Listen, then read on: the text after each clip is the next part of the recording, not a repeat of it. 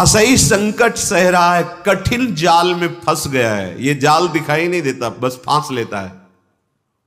कहां फंसे हो देखो, पर अंदर से ऐसे फंसे हो कि जी नहीं सकते।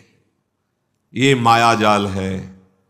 मछली फंसती तो जाल तो दिखाई देता है, लेकिन माया का फेंका हुआ जाल दिखाई नहीं देता, फंस जाता है जीव। और ये सदगुरुदेव के शास्त्र के वचन ही इस जाल से तुम्हें मुक्त करा सकते हैं, दूसरा कोई नहीं। और इस जाल का प्रभाव है कि उस जाल से निकलना ही नहीं चाहता, उसी जाल में सुखी रहना चाहता है। ये बड़ी विचित्र दुरत्य भगवान की भ्रमात्मक माया है। यद्यपि विषय संग सहयो दुषह दुख, विषम जाल अरुझान्यो, तदपि न तजत मूढ़ ममतावश, जानत हो नहीं जाने। एक को फेंक के आ रहा है, जला के आ रहा है, गाड़ के आ रहा है, और कह रहा है भाई रो मत, सबकी यही दशा होती है। जान रहा है इसका, अरे कोई साथ नहीं जाता, सबको ऐसे जान रहा है, पर ना जाने हो, वो केवल बोल रहा है, अंदर से नहीं समझ रहा है, फिर जाके उसी विषयों में सुख खोजता है। उसको ये पता नहीं कि जिस शरीर का आश्रय लेकर हम विषय भोग रहे हैं, ये शरीर ही नष्ट हो जाने वाला, ये शरीर ही दुखमय है, फिर इससे भोगे जाने वाले विषय कैसे सुखमय हो सकते हैं। रसेंद्रिय अच्छे अच्छे पदार्थों के लिए ललचा रही है, खाने के बाद 6 घंटे के बाद ऐसा दुर्गंध युक्त मल बनता है, उसी को ललचा रही थी। कैसी कैसी मायाजनित जाल के फंदे जिसने हमें बांध रखा है। अरे केवल प्राण पोषण करो, धर्म युक्त कार्य करो, निरंतर नाम जप करो और छूट जाओ इस शरीर बंधन से। यह समझ में ही नहीं आता। तुम अविनाशी हो, शरीर विनाशी है। शरीर से जितने भोग भोग रहे हो, ये सब मायाकृत जादू का तमाशा है, इनकी सत्ता ही नहीं है। बस प्राण पोषण करो और प्राणनाथ का भजन, उनकी आज्ञा के अनुसार मुक्त हो जाओगे इस माया खेल से। जन्म अनेक किए नाना विधि, कर्म कीच चित सान्यो,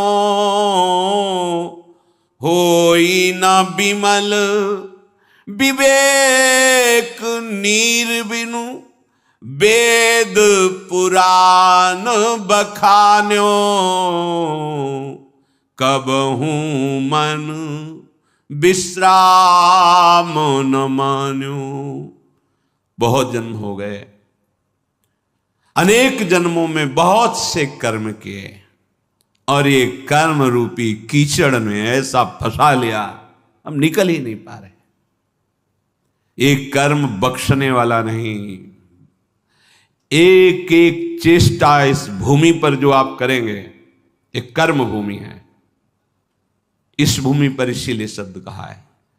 अन्य लोकों में वही कर्म करोगे जो तुम्हें भोग भोगने, बस नवीन कर्म नहीं होता। देवलोक में नवीन कर्म नहीं होता कि आप नया अनुष्ठान कर्म कर, नहीं, अपने किए हुए अनुष्ठान का शुभ फल भोगो। नरक में अपने किए हुए अशुभ कर्मों का, पाप कर्मों का फल भोगो। अन्य लोकों में भी ऐसा है, एकमात्र ये। इसीलिए यहां जन्म लेने के लिए देवता भी ललचाते हैं। बड़े भाग मानुष तन पावा, सुर दुर्लभ सदग्रंथन गावा। ये कर्म एक एक सेकंड का हिसाब है। आप क्या बोल रहे हैं, क्या देख रहे हैं, कैसे पूरा का जितना समय दिया गया, 80 वर्ष 100 वर्ष, तो जिस दिन आप इस भूमि पर प्रकट हुए उसी समय से शुभ अशुभ कर्म का भोग लागो, और जहां चेतना जागृत हुई नवीन कर्म वो आपके ऊपर। शास्त्रीय सिद्धांत से शायद 14 वर्ष की अवस्था तक मांडव्य ऋषि धर्मराज से व्यवस्था बनाई थी, क्योंकि उस समय पूर्ण चेतना धर्म की क्या वृत्ति ये नहीं जागृत होती, तो उस समय तक के लिए तो इसके आगे जो कर्म होते हैं उनका एक एक हिसाब होता है। ऐसा ना समझो आप जो हंसी मजाक कर रहे हैं, आप देख रहे हैं, बोल रहे हैं, छू रहे हैं, ये सब आपका रजिस्टर है, बढ़ रहा है। किस विषय में आप बोले, क्या बोले, उस बोलने में क्या दोष था, आपने क्या क्रिया की, वो सत शास्त्रों की सम्मति से है या निषेधात्मक है उसका फल आपको मिलेगा। और यदि एक आप युक्ति सीख गए कि अब जो मैं कर्म करने जा रहा हूं वो श्री भगवान की प्रसन्नता के लिए होगा और भगवान के द्वारा दिए बल से होगा, वो कर्म बांधेगा नहीं, और जब कर्म हुआ तो पूर्ण समर्पित प्रभु को मुक्त हो जाओगे। पर कहां इतना ध्यान है, अहम इतना स्मृति थोड़ी रहने देता है कि ये कृष्ण प्रीत्यर्थ कर्म करने जा रहा हूं, ये कृष्ण प्रीत्यर्थ कर्म हो रहा है, ये कृष्णार्पण मस्तु के लिए कर्म हो रहा है, अभी आनंद आने लगेगा। पर नहीं, अहंकार से मैंने किया, मैं करूंगा, मैं जन्म अनेक किए नाना विधि कर्म कीच चित सान्यो। जैसे कोई दलदल में फंस जाए, निकलना बड़ा मुश्किल, ऐसे ही कर्म जाल फांस लेते हैं, निकलना बड़ा मुश्किल। देखो ना, निकलने की सोचो आप, कैसे अंदर पीड़ा पहुंचाते हैं ये सब। कैसे हमारे बिना परिवार कैसे चलेगा, ये कैसे होगा, ये कैसे होगा। चित्त सान्यो, उसमें फंस गया, वो यूं नहीं समझ पा रहा अनंत ब्रह्मांडों का सृजन करने वाला, पालन करने वाला कोई है, वही हमें निमित्त बनाकर करा रहा है। केवल अहंकार के कारण हम उस रहस्य को नहीं जान पाते। होई न विमल विवेक नीर बिनु। गोस्वामी जी कह रहे, जैसे कोई कीचड़ में सन गया हो तो निर्मल जल चाहिए तभी वो स्वच्छ हो पाएगा। तो हमारा चित्त, हमारा मन, हमारी बुद्धि, हमारा अहम, ये मलिन हो चुका भोगों से। अब विवेक रूपी निर्मल जल हो तब ये एकदम पवित्र हो जाएंगे। तभी जब भगवत भाव की बातें करो तो प्रश्न उठाते हैं, सब में भगवान कैसे हो सकते हैं, अरे वो कर तुम अन्यथा कर तुम, ऐसा नटनागर है, बस उसको पकड़ा सकते हैं तो गुरुदेव के द्वारा उपदिष्ट मार्ग ही, दूसरा कोई उपाय नहीं। इसीलिए गुरु साक्षात परब्रह्म तस्मै श्री गुरुवे नमः। जिस ठाकुर ने अपनी माया का पर्दा लगा के अपने को ढक लिया, वही ठाकुर गुरुदेव रूप में आकर अपनी माया के पर्दा को हटाने का उपाय बता देता है। उस पर चलो, अभी हृदय निर्मल होने लगेगा। नहीं तो मलिन अंतःकरण तुम्हारा गुरुवाणी को नहीं समझ पाएगा, सदगुरु के वचनों को नहीं समझ पाएगा, और उपहास जरूर कर देगा। ऐसे ये चित्त बिना विवेक रूपी निर्मल जल के, ये मोह ममता रूपी कीचड़ को साफ नहीं कर सकते। विवेक रूपी जल ही होए विवेक मोह ब्रह्म भागा, तब सब विषय विलास विरागा। ऐसा शास्त्र पुराण वेद सब कहते हैं कि विवेक निज हित नाथ पिता गुरु हरिसो, हरसि हृदय नहीं आन्यो, तुलसीदास कब तृषा जाए, सरखन तहि जन्म सिरान्यो, कब हूं मन विश्राम न मान्यो, कब हूं मन विश्राम न मान्यो। आहा, जो हमारा परम हित करने वाले हैं, जो मेरे स्वामी हैं, नाथ, कौन? निज हित।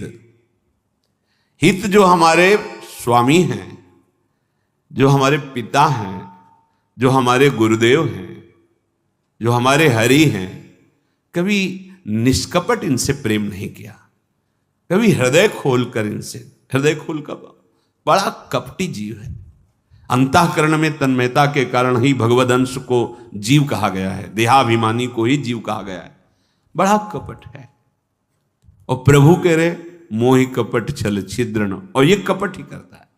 गुरुदेव, हरि, स्वामी, ये सब उसी परम तत्व के पर्यायवाची शब्द हैं, वही एक है।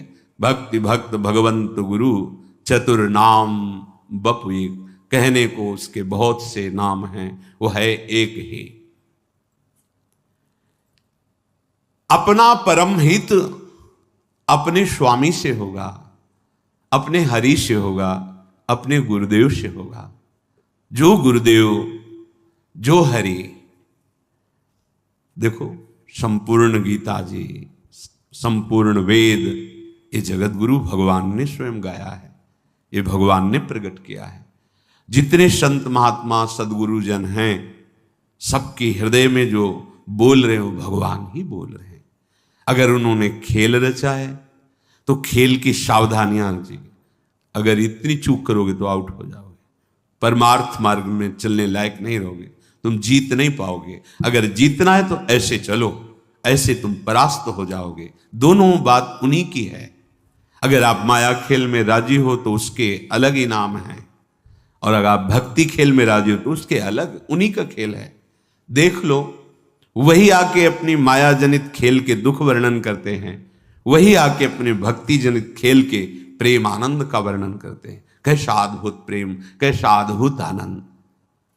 ऐसे सदगुरुदेव जो हरि हैं, जो स्वामी हैं, जो पिता हैं, कभी हृदय खोलकर उनसे हृदय समर्पित करके बात, क्यों म्यों अनुकूलता प्रतिकूलता प्रपंच, अरे एक जगह तो ऐसी रखो जहां बिल्कुल खुले। सारा संसार कपट में खेल रहा है, एक जगह तो ऐसी रखो गुरुदेव के सामने। तुम चाहे दंड दो, चाहे आप दुलार करो, आपसे कपट नहीं, आपसे झूठ नहीं, आपसे छिपाव नहीं। स्वामी आप ही तो हमारे परम उद्धार के लिए ये रूप लेकर, अब आपसे क्या कपट करना, असमर्थ हूं, आपकी आज्ञा का इस तरह से उल्लंघन होता है, आप संभाल लीजिए प्रभु, मेरे में सामर्थ्य है, सब ठीक हो जाएगा। भगवान एक बात बड़े जोर से कह रहे, मोहि कपट छल छिद्र न भावा। ये हमारे हृदय में जो कपट का जाल है, ये हमें भगवत प्राप्ति नहीं होने दे रहा। निर्मलता यही कि जो हृदय में, वही वाणी में, वही चेष्टा में, कोई छुपाव नहीं। ये संतों का स्वभाव होता है, जो उनके हृदय में, वही वाणी में, वही उनके आचरण में मिलेगा। और ये छलिया जो असत मार्ग का पथिक है, बोल कुछ रहा है, अंदर में कुछ चाल चल रही, और आचरण कुछ और ही है। जिसका मन वचन कर्म एक हो, वो भगवान को प्रिय होता है, कपट नहीं। हम भगवत चर्चा भी करते तो कपट करके, इसीलिए उसका प्रभाव जागृत नहीं होता। नहीं तो मात्र भगवत लीला गायन से और श्रवण से भगवत प्राप्ति हो जाएगी, और कोई साधन हो ना हो। कितनों को हो गई है, बहुत ज्यादा इसी को स्वीकार करने से हुई है। जो भी परमार्थ की उत्तम गतियां हैं, इन्हीं दो से हुई।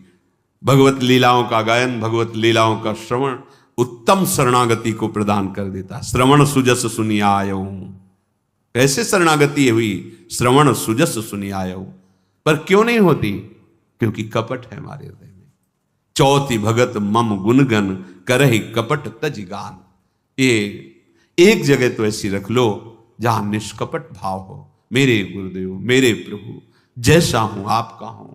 आप ठुकराओ तो आपका हूं, आप पुचकारो तो आपका हूं, आप दंड दो तो आपका हूं, आप प्यार करो तो आपका हूं। आपके सिवा कोई और नहीं, कोई ठौर नहीं। हो गया काम। निज हित नाथ पिता गुरु हरि सो, हरसि हृदय नहीं आन्यो। तुलसीदास कब तृषा जाए, सरखन तहि जन्म सिरान्यो। कब हूं मन विश्राम न मान्यो। यदि तुम कपट छोड़कर हृदय से गुरुदेव का आश्रय लो, उनके वचनों का पालन करो, तो क्या होगा? तुम्हारी प्यास बुझ जाएगी, दौड़ भाग मिट जाएगी। शांति से बैठ जाओ उनकी नाव में। वो खेवैया बहुत चतुर हैं। शांति से बैठना, भरोसा और नाम। नाव में बैठने को मतलब नाम। श्री हरिवंश प्रताप, ये भरोसा, नाम नौका और निज खेवक। नाम जप करो, भरोसा दृढ़ प्रभु का रखो, तुम्हारी नाव बहुत समुद्र से तुम्हें पता भी नहीं चलेगा और पार हो जाओगे। श्री हरिवंश प्रताप, नाम नौका निज खेवक। भवसागर सुख तरत, निकट हरिवंश जो सेवक। अभी संभल जाओ, नहीं तो खोदते खोदते जीवन व्यतीत हो जाएगा और प्यास कभी नहीं बुझेगी। जैसे कुआं खोदना शुरू किया, कुआं खोदते खोदते जीवन की शाम हो गई, लेकिन पानी पीने को नहीं मिला। अर्थात तुम भोगों में भोगते भोगते मर जाओगे, कभी तृप्ति और शांति ना मिली है ना मिलेगी, अनंत जन्म व्यतीत हो गए।